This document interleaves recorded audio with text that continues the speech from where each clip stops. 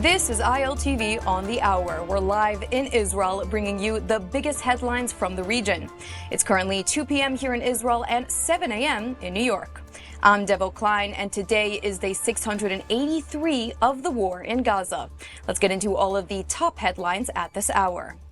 Hamas has responded to the framework for a hostage-first ceasefire deal proposed by mediators in Cairo, and in a surprising first in many months, Hamas said yes.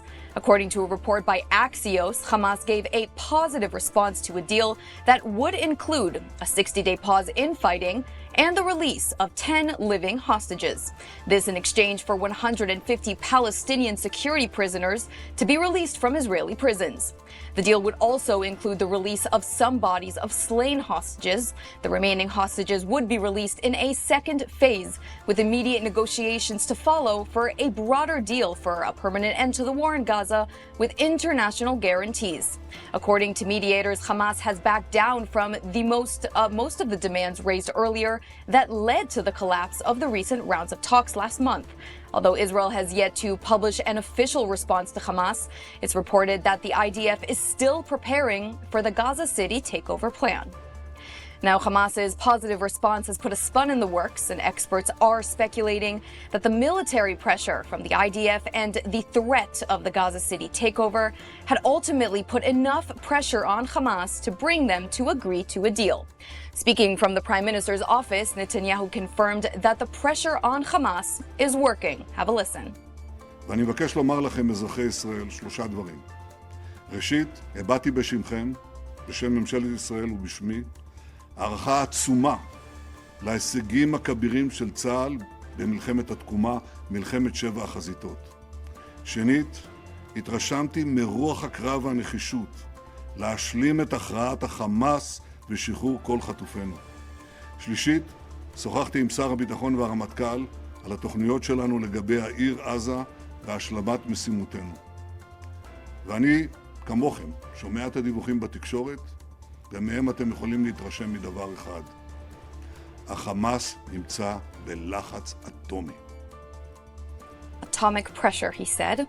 These comments by the Prime Minister followed a string of tweets posted by U.S. President Donald Trump to his Truth Social account. One of the tweets read, quote, "The hostages will only be released when Hamas is confronted and destroyed." Trump, of course, was referring to the military pressure on Hamas, and the American president's message was received in Jerusalem as backing for Israel's plan for Gaza City. And it's day 683 of the war in Gaza, and it's one of significant movement. The IDF plan to capture Gaza City is moving forward, with tank movement being reported in the outskirts of Gaza City.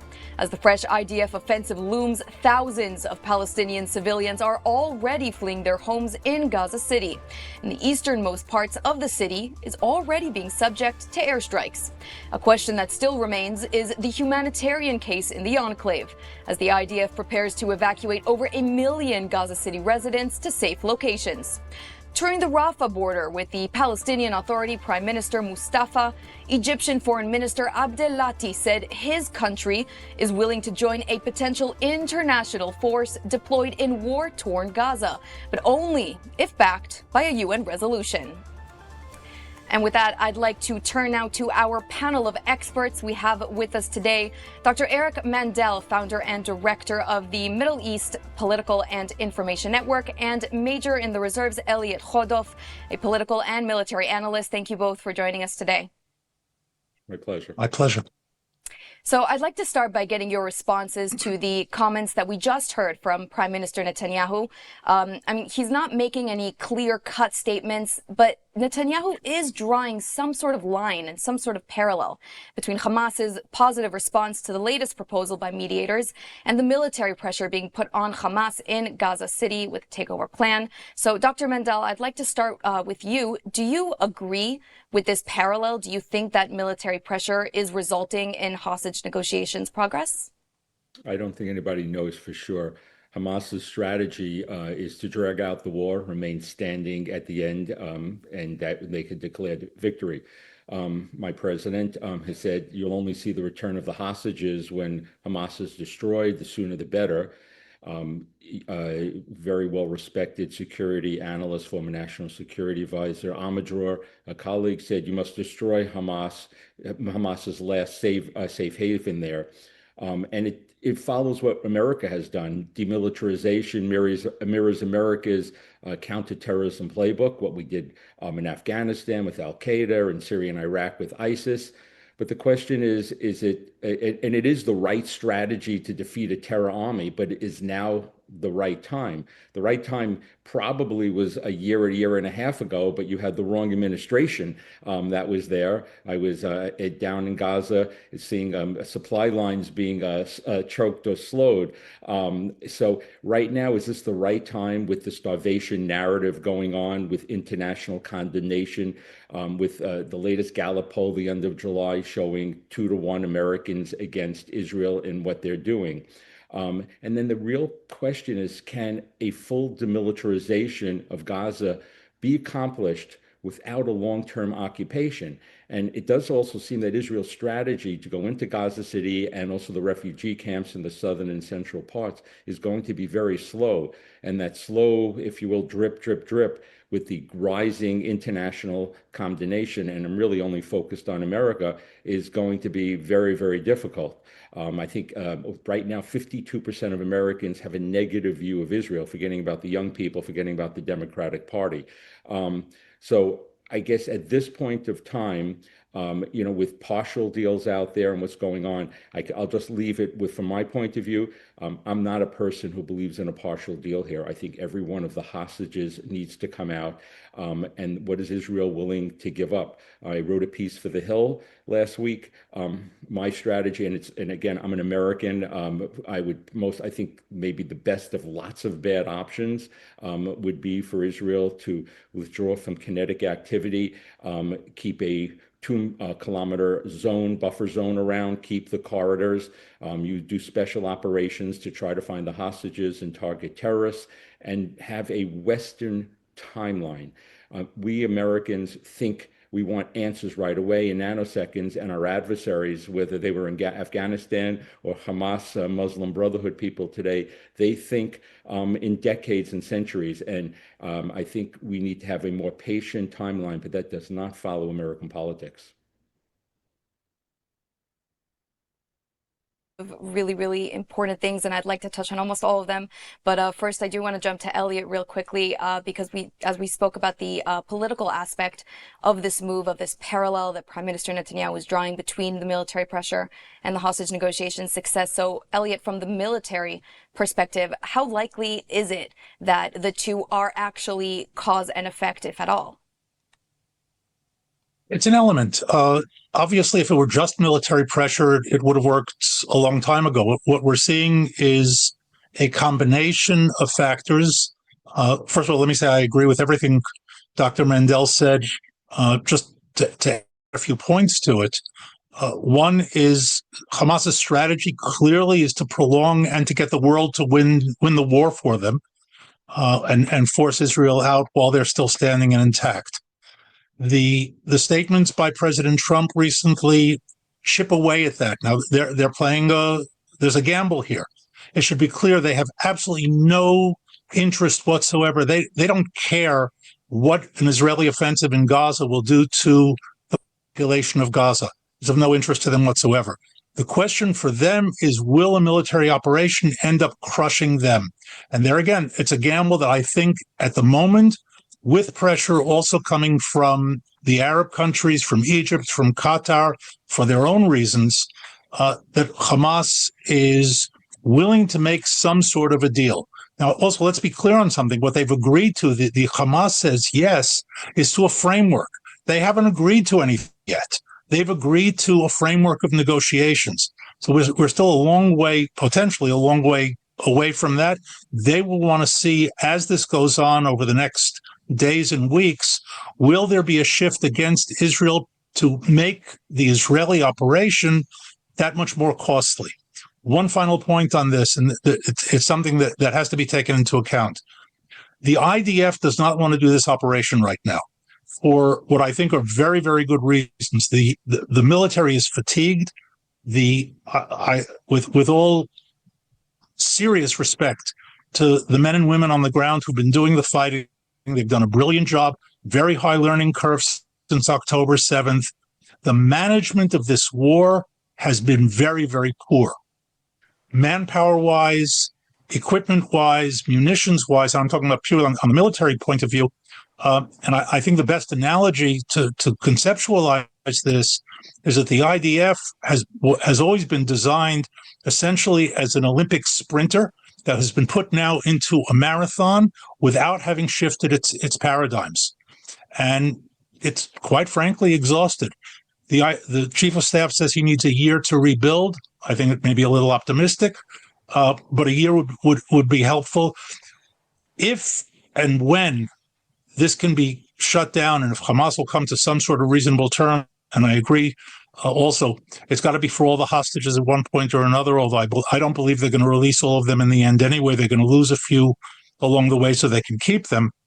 Part of any deal has to be very similar to the one that we've established with Lebanon, which is any violation, no matter how small, will be met immediately with force to reverse it. And that's what we're doing with Hezbollah today. We have to be able to do the same thing with Hamas.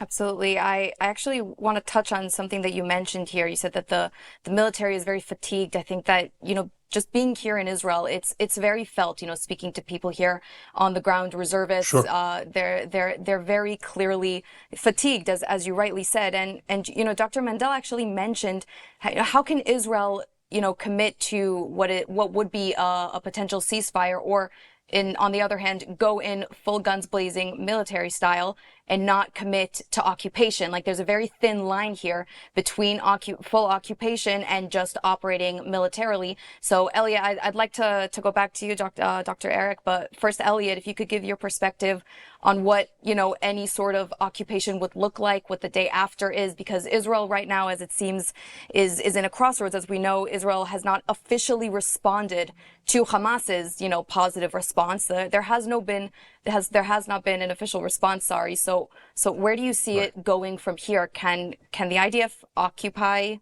least some parts of the Gaza Strip? No, first of all, conquering and occupying are two different things, although the Hebrew words are the same. Conquering the Strip means defeating militarily, and let's keep in mind also we're in a phase of guerrilla warfare, not regular warfare. Defeat is not as simple. It's not a VJ day of World War II style, but it doesn't require occupation after that. Once again, provided the aftermath includes either openly or tacitly an Israeli free reign, free hand at going back against any attempt to rebuild, and there will be one. It's not an if, it's a when, of a Hamas Islamic Jihad or some variant that can develop, and simply not permitting it. It's critical for us to understand that what happened on October 7th out of Gaza could have also happened out of Lebanon. Both of those, many reasons for it, many components, but both of those the result of over a decade of watching both of these terrorist organizations build up into armies and simply not doing anything about it. And today, as I said, in Lebanon, we're at zero tolerance. I think we need to be doing the same thing in Gaza. We don't have to occupy it. We have to deny it to them. Interesting. And Dr. Mandel, if you also have a response to that, I'd also like to get your take on what, the day after could potentially look like.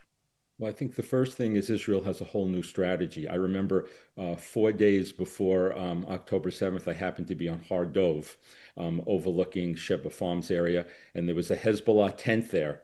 And I said, guys, what are you doing? Get rid of it. And they basically said, Shah, we'll deal with it. We got rid of one of the two tents. And Israel now has a totally new doctrine in the post-October 7th war, which is preemption. And you see it now every day that happens in Lebanon. Probably a day doesn't go by. But Lebanon, and by the way, it's all in Syria. But Lebanon is a different animal because it's a sovereign country. I think the borders are there, and it is more long-standing, even though it's part of an artificial country that was created post-World War One. Most people think it's been there, from time immemorial. Gaza, I think we need to change expectations of what it is here. Basically, you have a populace that is either intimidated or complicit. You saw people joining in on October 7th. I actually am a firsthand witness. I was there on October 7th in Sderot. So I think what we have to realize is it's going to take generations, again, that going back to that patience, to change the Palestinians who are there. I worry who's going to take over in that day after. Prime Minister Netanyahu says it won't be the Palestinian Authority. People say to reform the Palestinian Authority. I don't think that's so easy.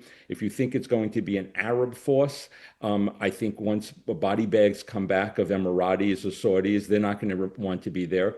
The Egyptians are giving it a try now. They're training supposedly 5,000 uncompromised by terror policemen to go in afterwards.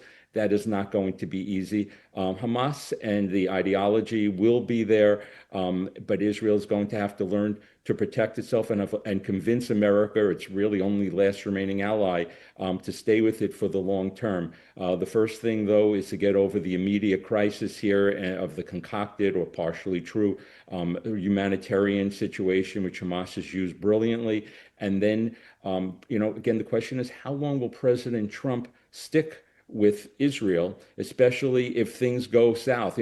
President Trump didn't join in the Iran operation to ensure Israel was doing well. But if a tragedy occurs during its, 2 months into Israel's military offensive in Gaza, will the president still be there with them? And right now, you look at it, Bibi said he wasn't going to have a partial deal. Now a partial deal is back there. The president is transactional. He wants a victory. He wants to move on. And so it's very hard of what's going on, which gets back to your original question. How much is this military pressure causing even a partial deal to come back? I don't know, but the real question for Prime Minister Netanyahu and Israel is to have no daylight between you and President Trump, be on the same page going forward here, which means Israel may have to compromise on some things going down the road here for whatever that day after is. Right. So, Erica, I'd like to actually continue with you on Trump, because Trump only yesterday said that, in his tweet to Truth Social, that the hostages will only be freed when Hamas is defeated. And he's clearly talking about the military pressure that the IDF is applying on Hamas. And a day later, his envoy, Steve Witkoff, and the other mediators come up with this agreement with Hamas in Cairo. So what's the policy here, really, in terms of Trump and Trump's administration? Defeat Hamas or negotiate with them? I think it's both. Rhetorically, it always sounds much better to destroy Hamas, but the president does want victories, and a victory would be a ceasefire at this point of time. Is that in Israel's interest at this point? I think I agree with Elliot.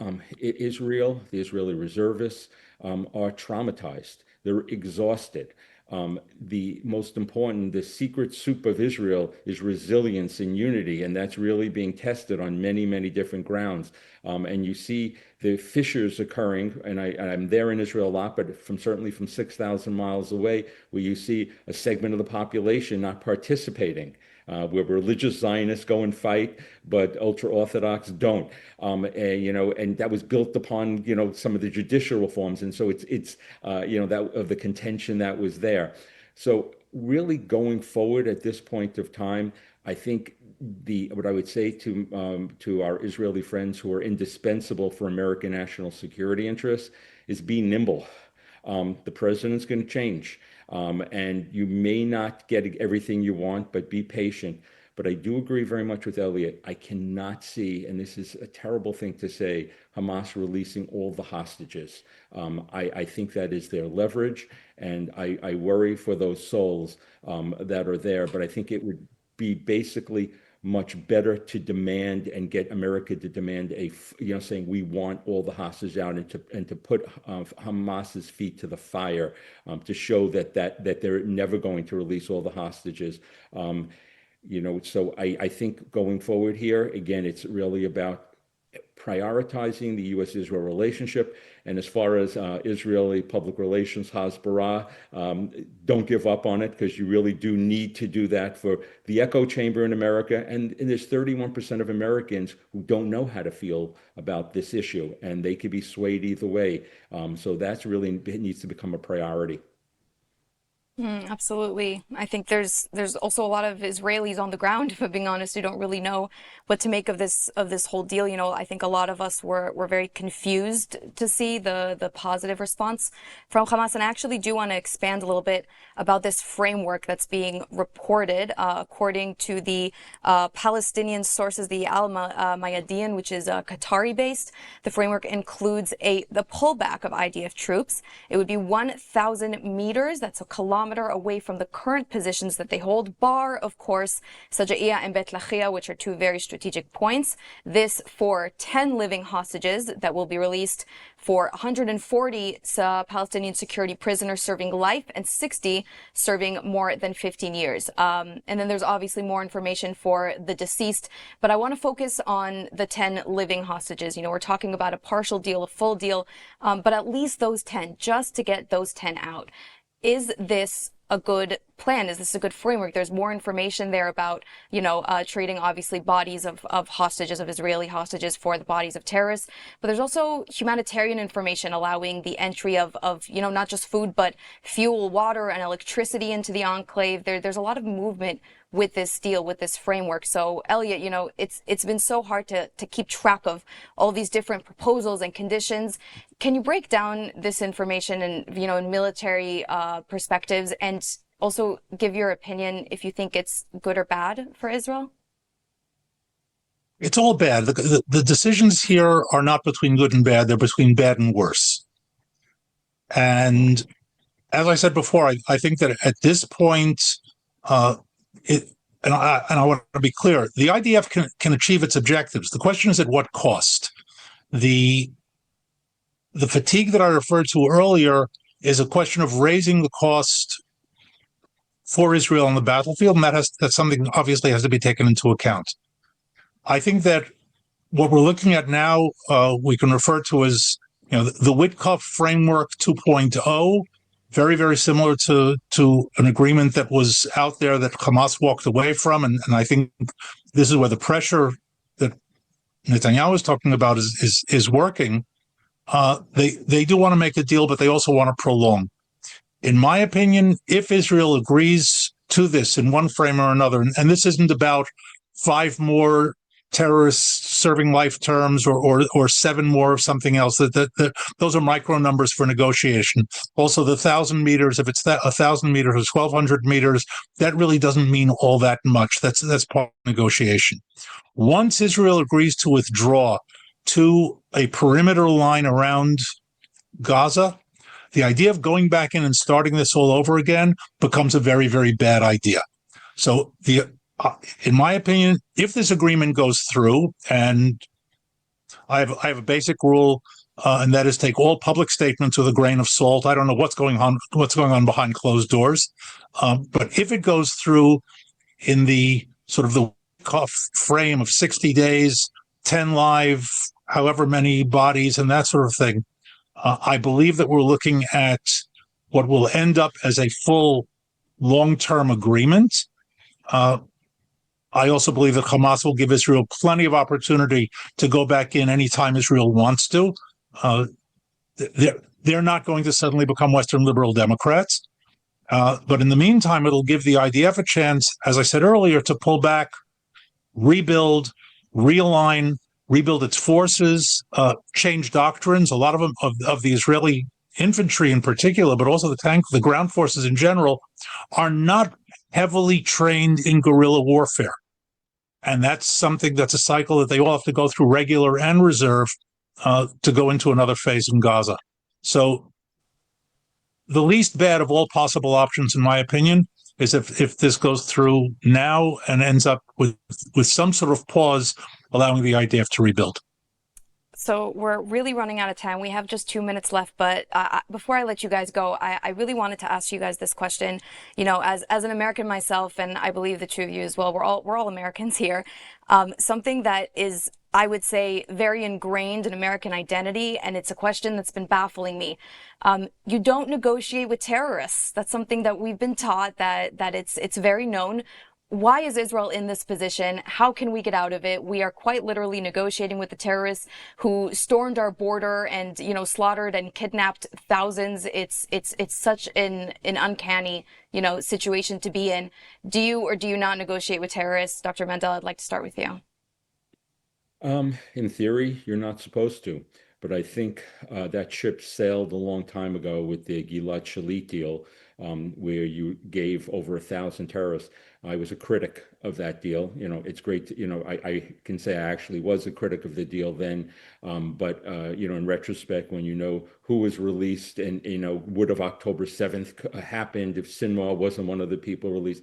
But, you know, I think we kind of minimize, and I just want to leave with this point, when we say, oh, it's not that, you know, we're leaving, you know, terrorists with blood on the hands with full life sentences. What does that say to the victims' families who these people have been convicted and put away, that we're now releasing them and we kind of don't think about it, we, the West. And I think we eventually have to get back to a point of view about negotiating with terrorists that everything isn't good, that you're going to need to make compromises. But right now, the hostages have taken priority. You look at Israeli polls, and, you know, and that they want to get out. I don't believe Israel's going to be able to go back in so easily once it withdraws. I think there's going to be a real problem there. There will be a form of Hamas that's there. There will be guerrilla warfare. And lastly, Hamas is preparing for Israel's offensive, booby-trapping houses.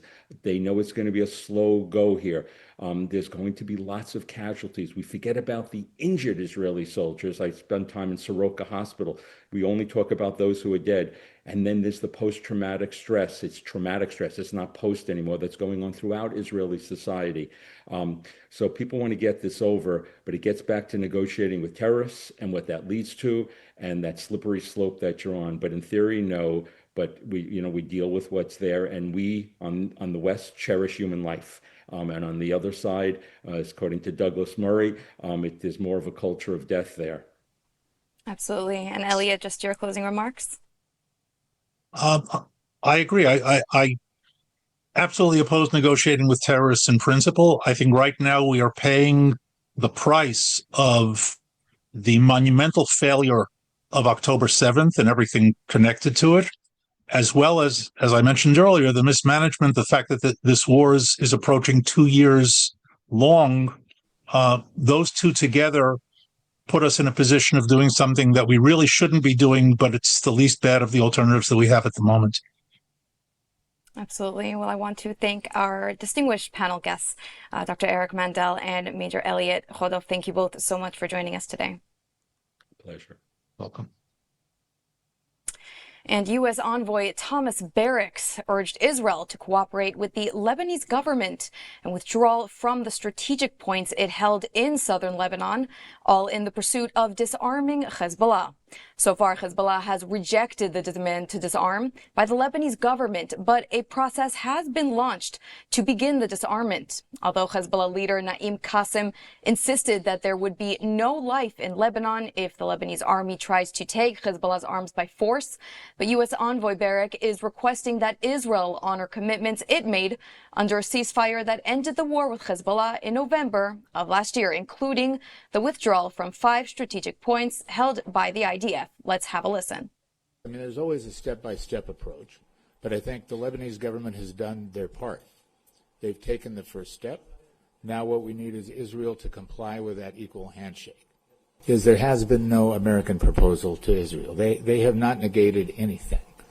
What we've been doing is discussing, first of all, with the Lebanese government what their position is. We're in the process of now discussing with Israel what their position is.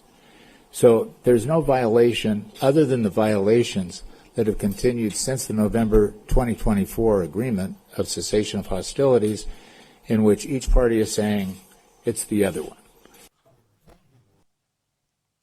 And that's it for this edition of ILTV on the Hour. We'll continue giving you the most important updates coming from Israel and the Middle East. But for now, you can keep up with us on our ILTV app. Just scan that QR code on your screen right now. I'm Devo Klein. Thanks so much for watching.